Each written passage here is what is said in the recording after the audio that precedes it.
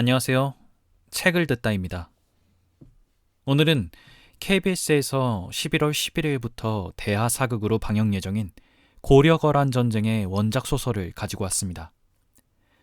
길승수님의 작품이고 무려 14년이라는 기간에 걸쳐 집필된 역사소설입니다. 고려는 우리나라 영문 이름이죠. 코리아의 어원이기도 한데 저는 고려하면 태조 왕건이 떠오릅니다. 왕건 역으로 최수종 배우님이 출연하시고 궁예 역으로 김영철 배우님이 연기하셨던 작품인데 저한테는 인터넷 밈으로서 더 기억이 남습니다. 누구인가? 지금 누가 기침 소리를 내었어? 왕건이 고려 건국을 이야기하는 작품이었다면 고려 거란 전쟁은 고려가 세워진 초기에 엄청난 확장세로 거대해진 거란이라는 큰 위협에 어떻게 대항하는가를 다룬 작품이라 볼 수 있습니다. 재미있게 이번 사극에서도 최수종 배우님이 출연하시네요. 이번에도 왕으로 나오시나 했는데 왕은 아니었습니다. 학교에서 고려의 서희가 거란의 소손령을 외교담판으로 물러가게 했다라고만 배웠었는데 사실은 그 결과를 만들어내기까지 얼마나 치열한 공방이 있었는지, 그리고 거란이 진짜로 고려에 쳐들어온 이유는 무엇이었는지 이 작품을 통해서 잘 알 수 있었습니다. 방영을 해봐야 알겠지만 사극에 출연하는 배우분들의 배역을 보니 서희가 살던 시대보다 좀 더 이후인 것으로 추정됩니다. 그래서 저는 그보다 더 앞부분을 소개해드릴까 합니다. 특히 서희라는 인물이 어떤 사람이고 어떻게 거란에 대항했는지 들려드릴게요. 그럼 시작하겠습니다. 고려 거란 전쟁. 길승수. 서희. 봉상군을 구하러 출전하다. 서희는 942년생으로 만보교 사건이 있던 해에 태어났다. 재상 서필의 아들로 성품이 엄정하고 조심스러웠다고 한다. 서희는 좋은 집안에서 태어났을 뿐만 아니라 겨우 19살에 과거에 급제한다. 그 뒤 승진을 거듭하고 송나라의 사신으로 파견되기도 한다.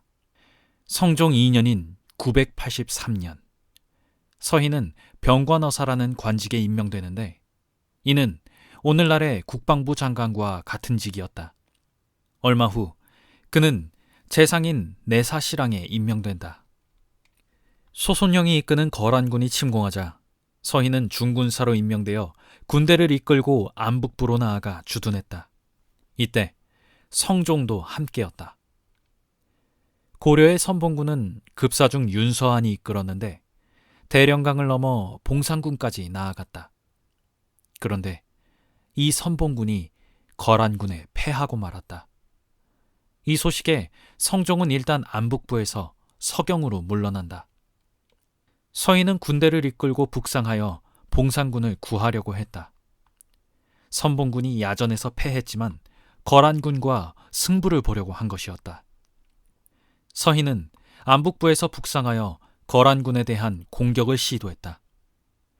그런데 이상하게도 거란군은 움직이지 않았다. 초전에 승리를 거두었으니 파죽지세로 밀고 올 만도 한데 소손령이 이끄는 거란군은 매우 조심하고 있었다. 고려군과 거란군은 대령강을 사이에 두고 대치 중이었다. 그리고 서로 간에 상당한 눈치 작전이 있었을 것이다. 거란군에게 틈이 보였다면 서희는 북상했을 것이다. 마찬가지로 고려군에게 틈이 있었다면 거란군은 남하했을 것이다. 소손령의 위협과 서희의 판단. 서로 간의 대치가 이어지고 있는 가운데 소손령이 먼저 서희에게 말을 전한다. 우리나라가 이미 고구려의 옛 땅을 모두 차지하였는데 이제 너희 나라가 우리의 국경을 침범했기에 내가 와서 토벌한다. 그저 위협에 지나지 않는 말이라 서희는 따로 답장을 보내지 않았다. 서희가 반응이 없자 소손령은 다시 편지를 보냈다. 우리나라가 천하를 통일하였는데도 너희가 아직 귀순하지 아니하니 소탕하기로 결정하였다. 지체하지 말고 빨리 항복하라. 서희는 소손영의 말을 접하고 이상함을 느꼈다. 더는 남아하지 않으면서 말로만 구구절절 위협하고 있는 것이었다. 서희는 전반적인 정세에 대해서 생각했다. 거란과 송나라는 대치 중이었고 거란이 아직 요동을 모두 평정한 것은 아니었다. 그런데도 압록강을 넘어 고려 땅까지 온 것이다. 서희는 드디어 판단을 내렸다. 거란군은 남하하는 것에 부담을 느끼고 있다. 그렇다면... 서희는 다시 안북부로 돌아와서 서경에 있던 성종에게 즉시 편지를 보내 보고했다. 화친이 가능한 상황입니다. 거란군의 모습을 본 서희는 거란군이 고려군을 껄끄러워하고 있다는 것을 알게 되었고 화친이 가능하다고 판단했던 것이다. 성종은 즉시 감찰사원 이몽전을 거란 진영으로 보내어 강화를 요청했다. 이몽전이 거란 진영에 닿기 전에 소손영의 글이 다시 도착했다. 우리 80만 군사가 이르렀다. 만일 강을 나와 항복하지 않으면 모조리 무찔러 섬멸할 것이다. 고려의 임금과 신하는 속히 아군 군영으로 와서 항복하라. 80만 군사는 소손영이 허풍을 세게 친 것이었다. 이때 소손영이 이끌고 온 군사는 많아야 6만 정도였다. 고려 조정 역시 80만 군대는 거짓이라는 것을 알고 있었다. 소손영은 강에서 나와서 항복하라고 했다. 소손영이 지칭한 강은 청천강이나 대령강으로 보인다. 소손영이 강을 콕 찍어서 말한 이유는 강을 부담스러워했기 때문이었다. 때는 음력 10월, 양력으로는 11월경이니 청천강과 대령강에는 아직 얼음이 얼지 않았을 때다. 고려는 청천강과 대령강 근처에 안북부, 안수진, 안용진, 태주, 연주, 박주 등의 성을 쌓아 방어선을 구축해놓고 있었다. 또한 고려의 주력군이 안북부에 주둔해 있는 상황에서 소손영이 얼지 않은 강을 넘는 것은 크나큰 모험이었다. 드디어 이몽전이 소손영의 진영에 도착해서 침략해온 이유를 묻자 소손영이 말했다. 너희 나라가 백성을 구휼하지 않으므로 하늘을 대신해 벌을 내리려는 것이다. 만약 강화를 구하려거든 빨리 와서 항복해야만 한다. 소손영은 먼저 항복해야 강화할 수 있다고 말했다. 이몽전이 서경으로 돌아와서 보고하자 성종은 신하들과 더불어 논의했다. 이때 서희는 서경에 있지 않고 안북부 근처에서 방어선을 지키고 있었다. 거란군의 출정 방식 3가지. 1. 황제가 직접 원정에 참가하는 경우 국가에 가용한 전 병력을 동원한다. 2. 황제가 친정하지 않고 최고 사령관인 도통을 임명하는 경우 15만 정도의 군사가 출정한다. 3. 도통을 임명하지 않는 경우 기병 6만을 보내는데 깊이 쳐들어가거나 성을 공격하지 못하게 하고 적국의 백성들이 국경 근처에 곡식을 심거나 가축을 기르지 못하게 한다. 소손영의 침공이 이와 같은 형태였다.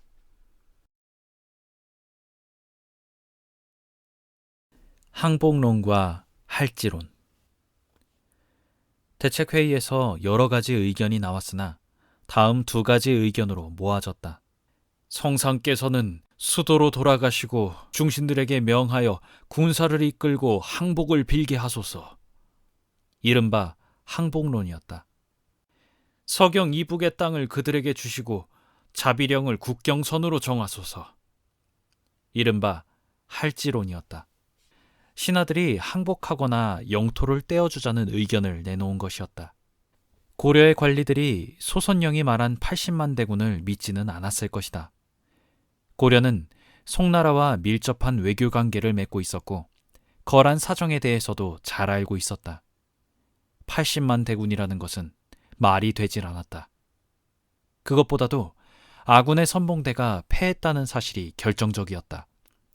선봉대는 약 3천여 명으로 고려의 최정예 군사들로 구성되어 있었다.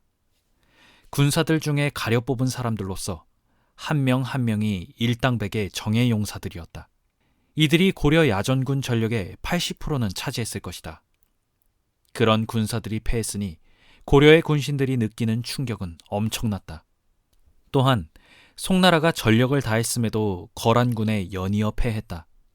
그렇다면 송나라보다 국력이 더 작은 고려는 말할 것도 없었다. 합리적으로 생각하면 고려의 최정예 군이 야전에서 패했으니 앞으로도 야전에서 거란군을 이길 가능성은 작다고 보아야 한다. 그리고 이제 겨울이다. 조만간 강물이 얼어붙을 것이다. 대령강이나 청천강 등은 더는 방어선이 될 수 없다. 거란군은 이 기회를 놓치지 않고 고려가 쌓은 성을 우회하여 남하에 올 것이다. 시간이 없다. 어서 결정을 내려야 한다. 강물이 얼어붙으면 소선영의 주장대로 80만은 아닐지라도 적어도 수만의 기병대가 들이닥치게 된다. 그렇지만 항복은 불가하다. 그렇다면 남은 선택지는 영토를 떼어주는 할지론밖에 없었다. 성종은 이 의견에 따르기로 한다. 이장용이라는 관료는 자비령에 대해서 이런 시를 남겼다. 자비령 넘는 길은 18번 꺾이는데 장검 하나 들고 지켜서면 1만 군사를 막을 수 있다네. 이제는 온 천하가 태평하니 달은 기울어 가고 두견새만 울어대는구나. 자비령은 소위 한 명이 10,000명을 막아설 수 있는 지형이었다. 이곳을 방어선으로 삼으면 거란군을 막아낼 수가 있다. 할지론을 따랐다고 성종은 두고두고 욕을 먹게 되었지만 전술적으로는 방어선을 유리한 지형까지 후퇴시킨 나름대로 이성적이고 합리적인 결정이었다. 성종을 위해서 약간 변명을 해보자. 혹자는 야전에서 다시 패하더라도 서경에서 버티면 되지 않느냐고 반문할 수도 있다. 그러나 외부적인 지원 없이 평지에 쌓은 서경성을 지켜낸다는 것은 요행을 바라는 일이다. 어쩔 수 없는 마지막 순간이라면 그렇게 하겠으나 아직은 전체적인 전략을 생각할 때였다. 고려군이 야전에서 거란군을 이길 수 없다고 판단했다면 성종의 결정은 합당했으며 시의 적절했다고 생각된다.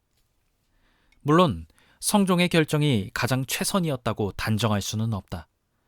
전쟁에는 예측할 수 없는 수많은 변수가 있기 때문이다.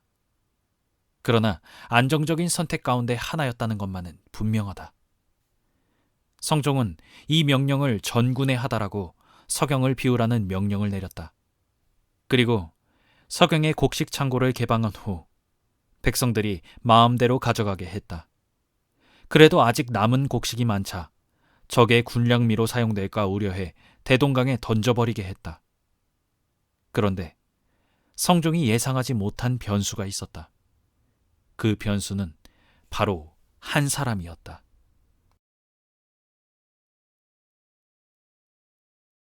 승부는 적의 빈틈을 보아 기동하는 데 있습니다. 바로 서희였다. 서희는 안북부에 있다가 자비령으로 방어선을 후퇴시킨다는 명령이 하달되자 즉시 서경으로 달려갔다. 서희는 성종을 보자마자 이렇게 일갈했다. 전투의 승부는 국력의 강약에 있는 것이 아니라 단지 적의 빈틈을 보아 기동하는 데 있습니다. 서희는 거란군과 승부를 볼 생각이었다. 따라서 식량을 버리는 것은 절대 해서는 안 될 일이었다. 식량이 넉넉하면 성을 지켜낼 수 있습니다. 어찌 급히 식량을 버리라는 명령을 내리십니까? 하물며 식량은 백성들의 생명입니다. 차라리 적에게 이용될지라도 어찌 헛되이 강해버리겠습니까? 성종은 뛰어난 사람이었고 또한 강골이었다. 즉시 서희의 말을 알아들었다. 곧 식량을 버리는 것을 중지시키고 방어선 후퇴 계획 역시 취소시켰다. 선봉군이 거란군에 패했지만 승산이 있다고 판단했던 서희는 자세한 생각을 말했다. 거란의 동경부터 우리의 안북부까지는 수백 리입니다. 그 땅 대부분의 여진족이 살고 있는데 광종이 그 땅을 취해서 가주와 송정 등의 성을 쌓았습니다. 지금 거란군이 온 것은 불과 그 두 성을 차지하기 위한 것에 지나지 않습니다. 그렇다면 그 두 성만 거란군에 넘기면 되겠소? 서희가 고개를 저으며 말했다. 소손령이 고구려의 옛 땅을 차지하려고 한다는 것은 단지 우리를 위협하는 것에 지나지 않습니다. 지금 그 병력이 성대한 것처럼 보인다고 해서 급히 서경 이북을 떼어주는 것은 좋은 계책이 아닙니다. 삼각산 이북도 역시 고구려의 옛 땅인데 저들이 끝없이 요구한다면 그대로 다 주시겠습니까? 성종이 말했다. 거란군의 기세가 강한데 저들을 막을 수 있겠소?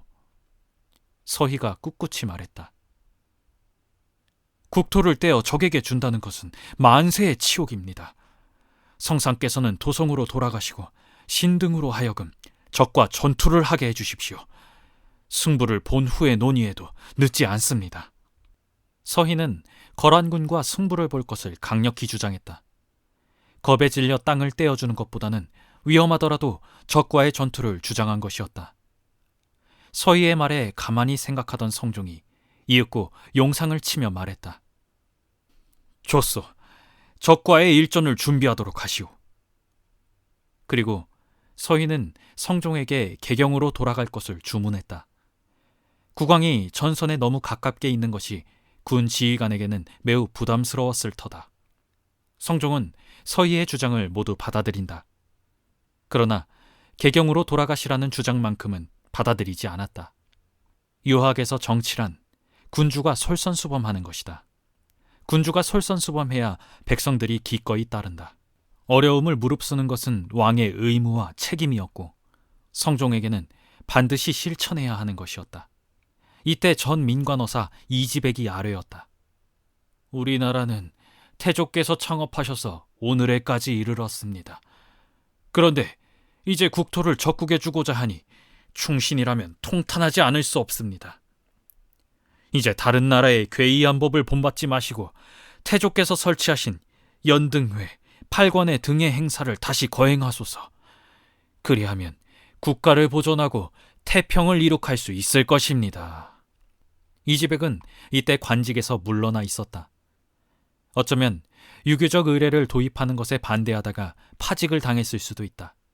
이지백은 이 기회에 성종의 면전에서 이를 강하게 비판한 것이다. 성종은 화를 내지 않고 이지백의 말을 일단 수긍했다. 그렇지만 성종이 수긍한 이유는 이지백이 강단 있는 주장을 했기 때문이다. 성종에겐 유교적 의례를 폐지하고 팔관의 등을 다시 열 생각이 조금도 없었다. 어쨌든 이지백은 성종 때 공신으로 성종의 묘에 배향된다.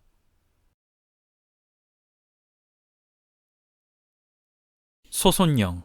거란이라는 나라는 야율씨와 소씨의 연맹체의 성격이 짙은 나라였다. 야율씨를 황족이라고 표현할 수 있고 소씨를 황후족이라고 할 수도 있다. 이 황족과 황후족이 중첩적인 혼인관계를 맺어 황씨를 유지했다. 소손령은 황후족에 속한 최상층 신분의 사람이었다. 소손령의 형은 소배압이다. 형제가 모두 능력이 출중했고 둘 다 공주와 결혼해서 부마가 된다. 소손령은 여러 전쟁에서 많은 공을 세웠기 때문에 거란 내에서 한쪽 방면을 담당할 만한 최고의 장수 중 한 명으로 인정받고 있었다. 요사에서는 소손령을 이렇게 평한다. 담력과 지략이 있었고 모의를 잘했다. 소손령은 용맹한 장수였고 매우 과감한 성격의 소유자였다. 이 과감함은 전쟁터에서 빛을 발했고 승승장구하고 있었다. 983년부터 986년 사이에 소손령은 야율 사진과 함께 동쪽을 정벌하여 발해 잔존 세력을 소탕했다.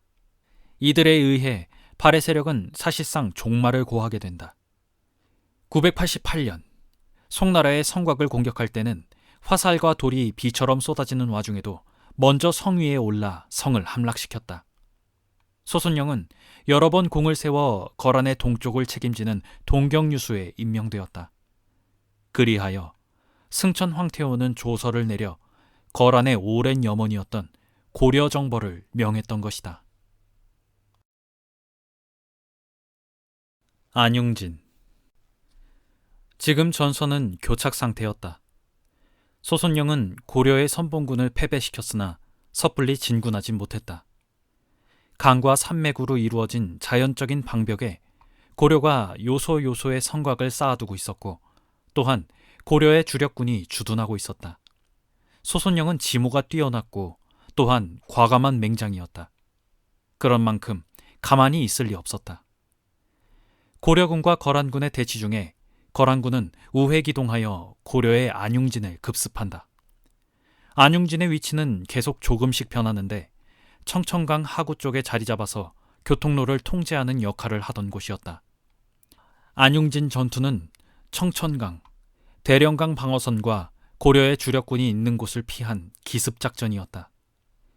어느 정도 규모의 군대가 동원되었는지는 알 수 없지만 소규모 부대를 이용한 작전이었을 것이다.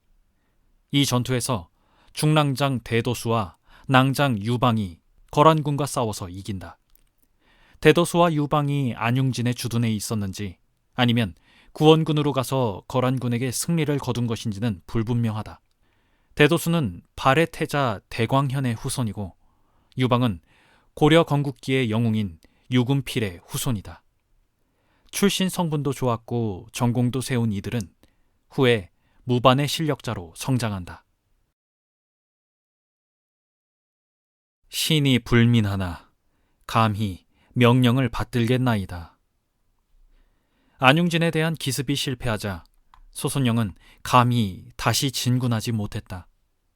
그렇지만 사람을 보내 항복을 재촉했다. 성종은 한문사인 장영을 거란진중으로 보냈다.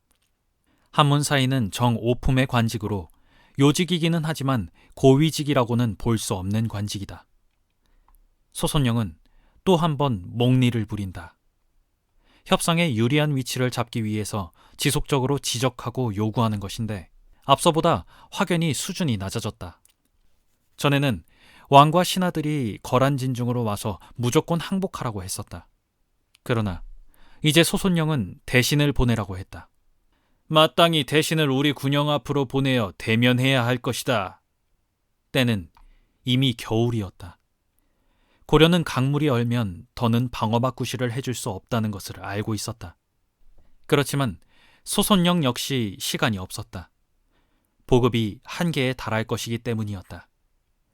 장영이 돌아오자 성종은 신하들을 모아놓고 물었다. 누가 능히 거란 진영으로 가서 뛰어난 언변으로 거란군을 물리치고 만세에 공을 세우겠소. 신하들 중에선 나서는 자가 없었다. 그만큼 위험하고 어려운 임무였다. 그러나 한 사람이 있었다. 서희가 나서며 말했다. 신이 불민하나 감히 명령을 받들겠나이다. 성종은 서희에게 협상에 관한 전권을 주었고 강가까지 나와서 서희의 손을 잡으며 위로하고 보냈다.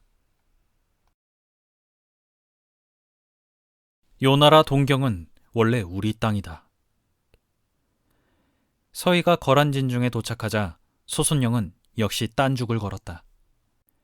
내가 큰 나라의 귀인이니 그대가 마땅히 마루 아래에서 나에게 절을 해야 한다.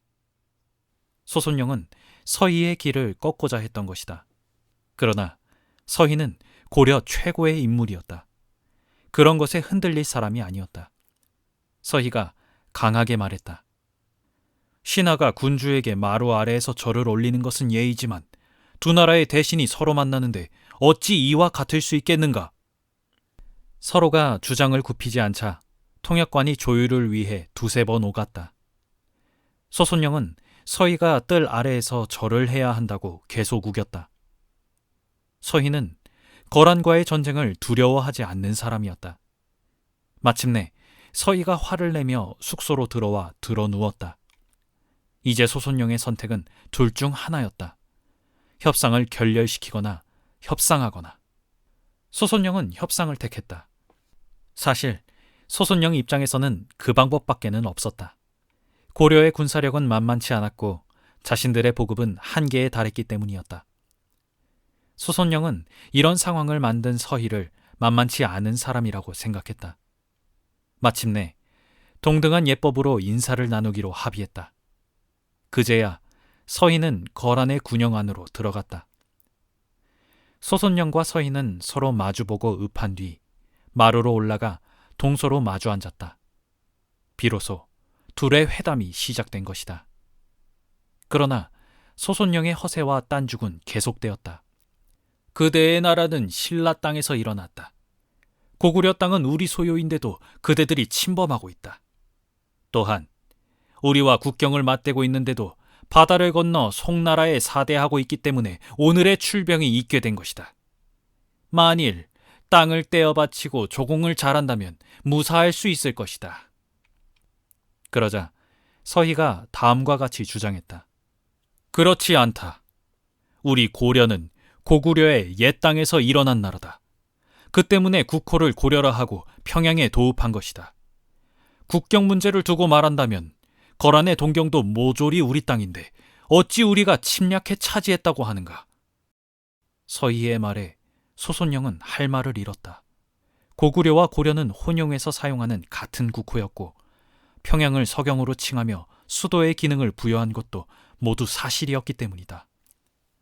거란의 동경은 원래 고구려의 요동성이었다. 거란은 요동성을 점령하고 동쪽 지역의 수도로서의 역할을 부여하여 동경이라고 칭했던 것이다. 서희가 말을 이어나갔다. 게다가 압록강 안팎도 우리 땅인데 지금 여진족이 그 땅을 훔쳐 살며 길을 막고 있다.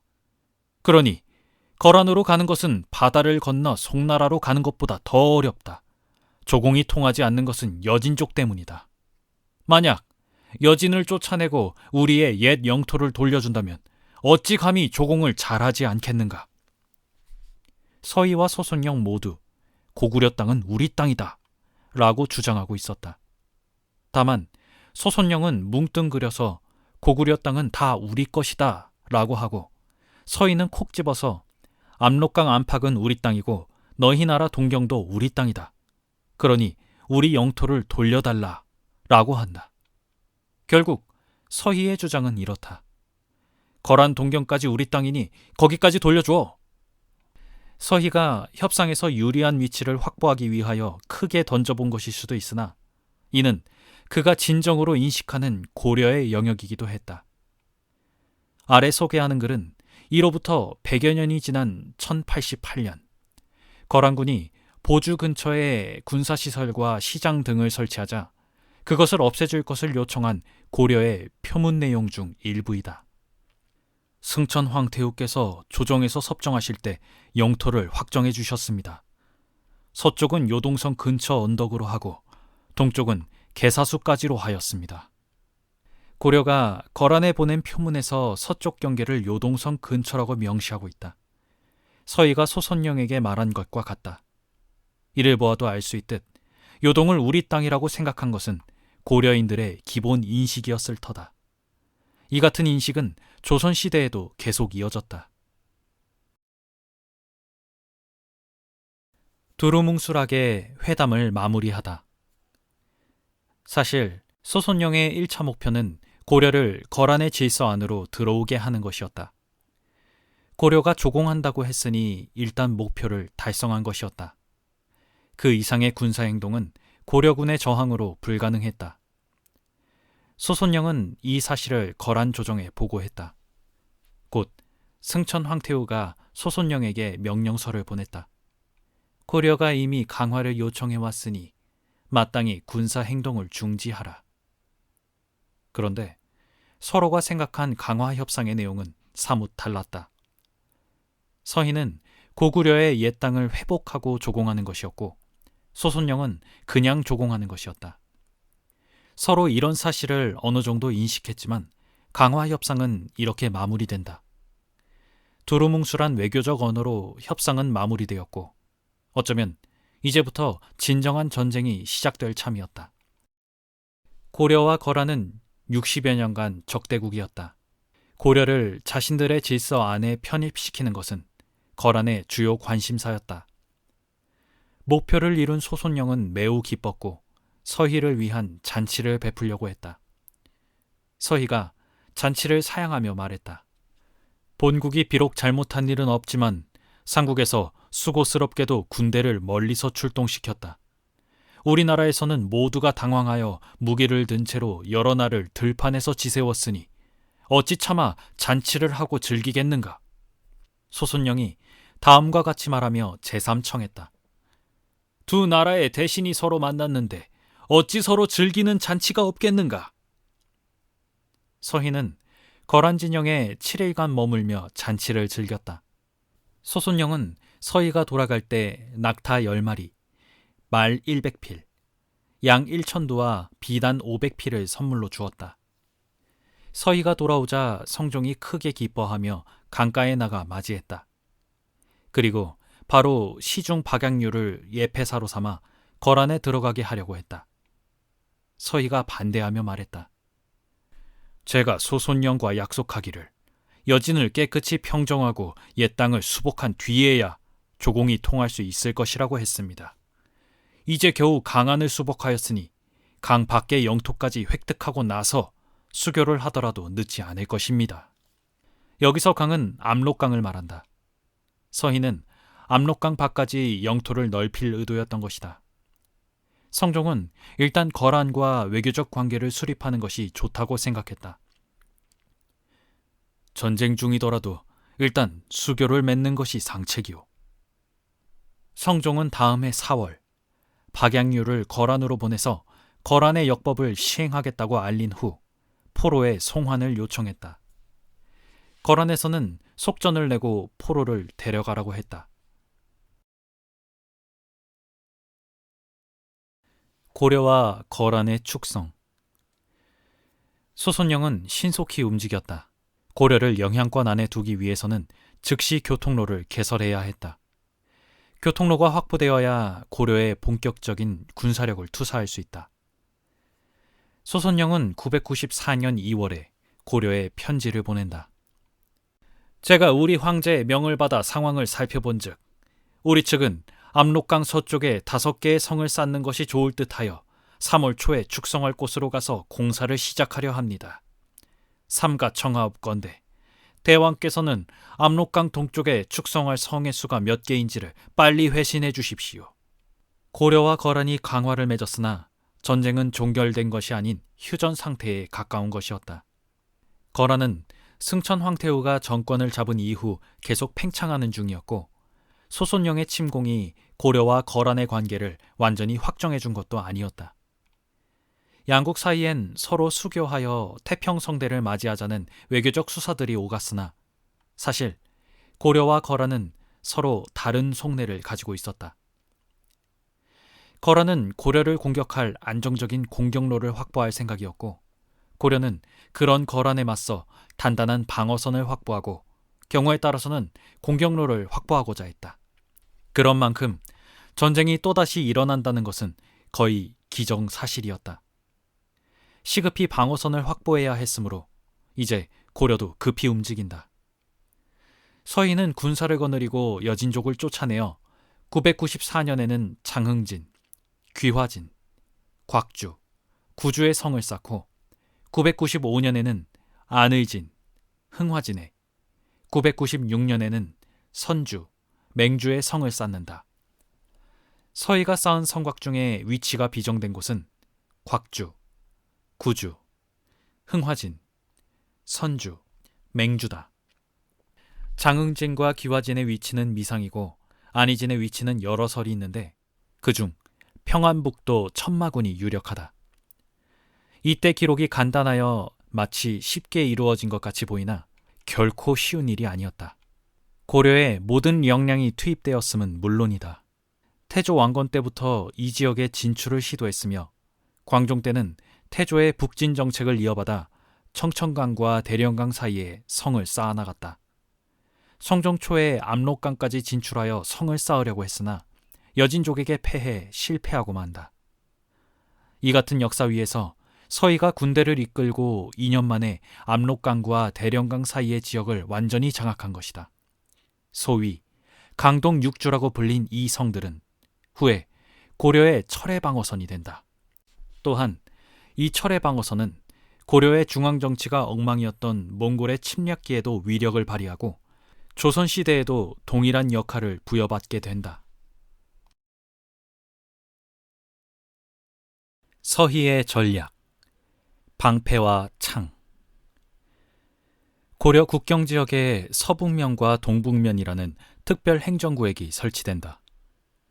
서북면은 거란을 방어하기 위해서 설치한 것이고, 동북면은 동북쪽에 사는 여진족들을 방어하기 위해서 설치한 것이었다.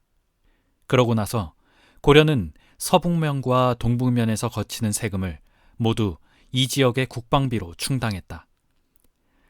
서희가 거란군에 대항하기 위해 설계한 방어 전략은 방패와 창이었다. 방패는 서북면이다. 적당한 거리마다 성곽을 종횡으로 쌓아 다중방어선을 만들었다. 거란군이 침공하면 이 다중방어선이 방패가 되어 거란군을 지연시킨다.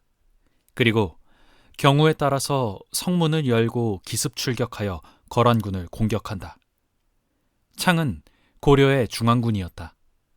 서북면의 방패가 거란군을 막는 동안 전국에서 소집된 군사들이 창이 되어 거란군과 일전을 벌인다. 이제 방어 전략은 완성되었다. 지금부터 중요한 것은 그것을 실행하는 사람들의 의지와 능력이었다. 성종과 서희의 사망. 여러모로 바빴던 성종은 997년 10월에 못 일어날 병에 걸린다. 병세가 심해지자 자신의 조카이자 경종의 아들인 계령군 왕송을 불러 왕위를 물려준다. 대신들이 성종의 병을 치료하기 위하여 사면령을 반포하고자 건의하자 성종은 이렇게 말한다. 죽고 사는 것은 하늘에 달렸으니 억지로 목숨을 연장할 필요 뭐 있겠는가. 나의 뒤를 이어 왕위에 오르는 계령군이 사면령을 반포하여 새 왕의 은혜를 펴도록 하라. 성종은 이렇게 말한 뒤 눈을 감았다. 16년간 재위했으며 사망할 때 나이는 고작 38살이었다. 고려말 대학자 이재현은 성종을 이렇게 논평했다. 성종은 뜻이 있는 사람이라면 함께 일할 수 있다는 말에 적합한 분 아니겠는가. 아, 현명하도다. 서희 역시 그 다음 해인 998년 7월에 사망한다. 향년 57세였다. 서희에 대해서는 이런 이야기가 전해진다. 서희의 할아버지 서신일은 시골에 살았다. 그런데 사냥꾼에 쫓기던 사슴이 화살에 맞아 도망치다가 서신일의 집에 들어왔다. 서신일은 얼른 화살을 뽑아주고 사슴을 숨겨주었다. 그 다음 날 서신일의 꿈에 신인이 나타나 감사하며 말했다. 사슴은 바로 내 아들입니다. 그대 덕분에 죽지 않았으니 공의 자손으로 하여금 대대로 고관대작이 되도록 하겠습니다.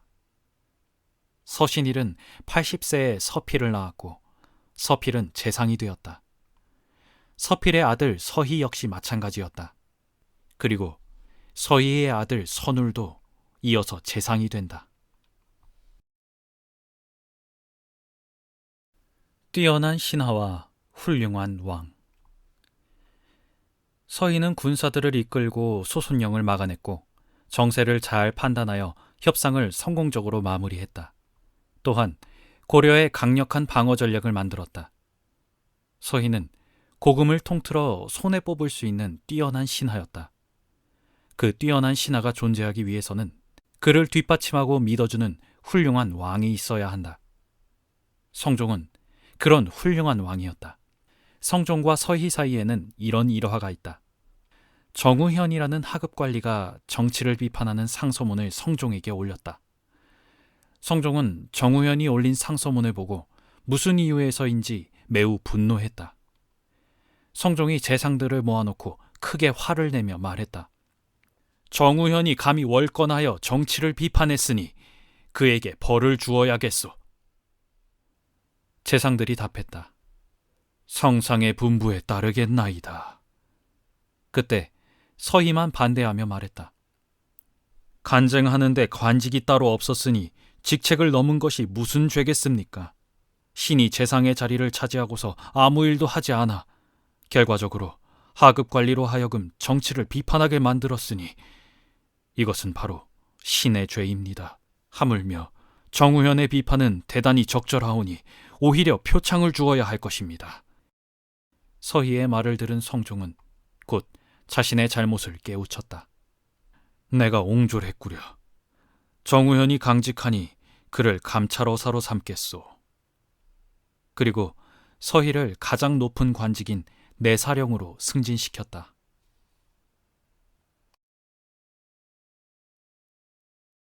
고려거란 전쟁 읽어봤습니다. 서희가 얼마나 대단한 사람인지, 그리고 성종은 얼마나 훌륭한 왕인지 알 수 있었고, 수많은 우리의 선조들이 어떻게 외세의 침략에 대응했는가를 알 수 있었습니다. 이외에도 고려의 8대왕 현종과 강감찬 장군의 이야기, 구주대첩 등 수많은 이야기들이 이 책에 잘 나와 있습니다. 우리의 선조들은 예부터 항상 불리한 싸움을 해왔지만 그걸 극복해내는 점이 대단하다고 생각했습니다. 그렇기에 지금의 우리가 있는 것이 아닐까요? 앞으로 방영될 고려거란 전쟁 많이 기대가 됩니다. 여러분들은 듣고 어떤 생각이 드셨는지 감상을 댓글로 남겨주세요. 영상이 좋으셨다면 좋아요와 구독, 알림 설정까지 부탁드립니다. 오늘도 들어주셔서 감사합니다. 편안한 하루 되시고요. 저는 책을 듣다였습니다.